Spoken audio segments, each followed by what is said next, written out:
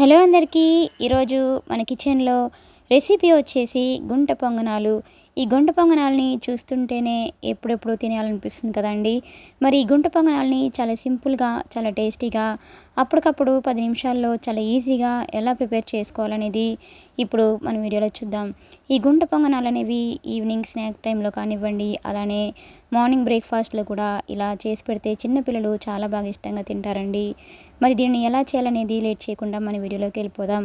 ముందుగా ఒక బౌల్లోకి 1 కప్ వరకు మినప్పప్పుని, అలానే 2 కప్పుల వరకు రేషన్ బియ్యంని తీసుకొని దీనిలోకి వాటర్ని వేసుకొని ఒక 5 గంటల పాటు బాగా నానబెట్టండి.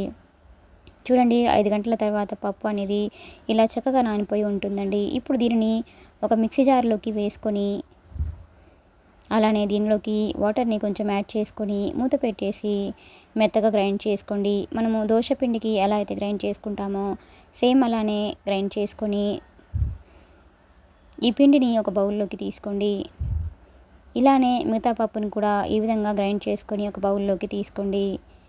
ఇలా రెడీ చేసుకున్న ఈ దోశ పిండిని ఒక ఓవర్ నైట్ అంతా ఇలా ఫ్రిడ్జ్లో పెట్టకుండా బయట ఉంచేసి మనము పొంగనాలు వేసుకుంటే పొంగనాలు అనేవి చాలా బాగా పొంగుతూ చాలా బాగా వస్తాయండి. ఇప్పుడు దీనిలోకి 2 స్పూన్స్ వరకు బొంబాయి రవ్వని యాడ్ చేసుకోండి. ఇలా మనం పొంగనాలలో రవ్వ వేసుకొని చేసుకోవడం వల్ల మనకి పొంగనాలు అనేవి చాలా క్రిస్పీగా, చాలా టేస్టీగా, చాలా బాగా వస్తాయండి. ఇప్పుడు దీనిలోకి సన్నగా కట్ చేసి ఉంచుకున్న పచ్చిమిర్చిని 2 వరకు యాడ్ చేసుకోండి. అలాగే సన్నగా కట్ చేసి ఉంచిన కరివేపాకును కూడా వేసుకోండి. అలాగే సన్నగా కట్ చేసిన మీడియం సైజులో ఆనియన్ని కూడా ఇలా సన్నగా కట్ చేసుకొని వేసుకోండి. అలాగే 1/2 టీ స్పూన్ జీలకర్ర కూడా వేసుకోండి.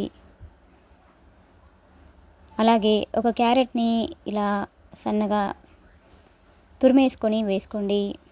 ఇలా మనం క్యారెట్, ఈ ఆనియన్స్ ఇవన్నీ వేసుకొని మనము పొంగనాలు చేసుకోవడం వల్ల మనకి పొంగనాలు అనేవి చాలా టేస్టీగా, చాలా బాగా వస్తాయండి. ఇప్పుడు దీనిలోకి చిటికెడు బేకింగ్ సోడాని కూడా వేసుకోండి. అలాగే మీ టేస్ట్కి తగ్గట్టుగా సాల్ట్ని కూడా వేసుకొని ఇవన్నీ పిండిలో కలిసేలాగా ఒకసారి ఇలా బాగా కలిపేసి ఈ పిండిని కనీసం ఒక 20 నిమిషాలైనా పక్కన పెట్టండి.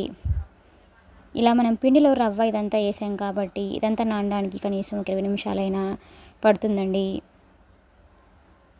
20 నిమిషాల తర్వాత ఇప్పుడు స్టవ్ ఆన్ చేసుకొని గుంట పొంగనాలు ప్యాన్ పెట్టుకోండి. ప్యాన్ అనేది బాగా హీట్ అయిన తర్వాత గుంటల్లోకి ఆయిల్ని కొంచెం కొంచెంగా వేసుకోండి. ఇలా అన్ని గుంటల్లోకి కూడా ఇలా ఆయిల్ని వేసుకొని ఫ్లేమ్ని లో టు మీడియం ఫ్లేమ్లో ఉంచేసి కొంచెం కొంచెంగా పిండిని తీసుకుంటూ ఇలా అన్ని గుంటల్లో వేసుకోండి. ఈ గుంట పొంగనాలు అనేవి ఎప్పుడు ఇలా ట్రై చేయకపోతే ఈసారి తప్పకుండా ఈ రెసిపీని ట్రై చేసి చూడండి. చాలా అంటే చాలా టేస్టీగా ఉంటాయండి. ఇలా చేసి పెడితే చిన్నపిల్లలు కూడా చాలా చాలా ఇష్టంగా తింటారండి. ఇలా కొంచెం కొంచెంగా పిండిని తీసుకుంటూ ఇలా అన్ని గుంతల్లో పిండిని వేసుకోండి. ఇలా అన్ని గుంటల్లో పిండి వేసుకున్న తర్వాత పైనుంచి ఆయిల్ని కొంచెం కొంచెంగా వేసుకోండి.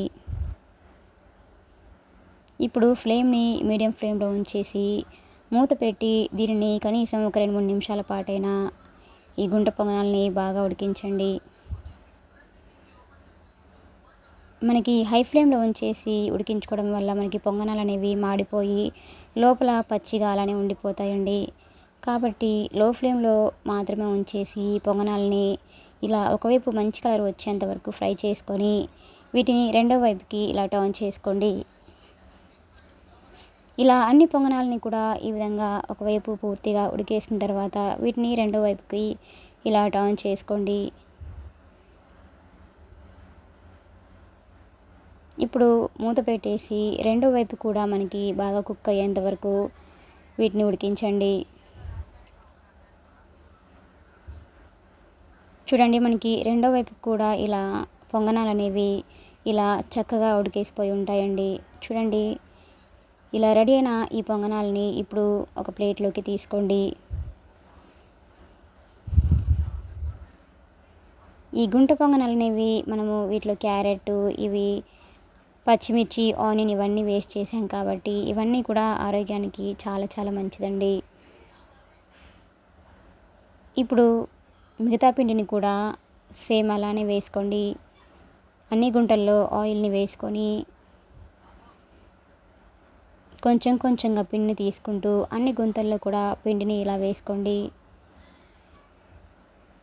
ఇలా అన్ని గుంటల్లో పిండి వేసుకున్న తర్వాత పైనుంచి ఆయిల్ని వేసుకోండి.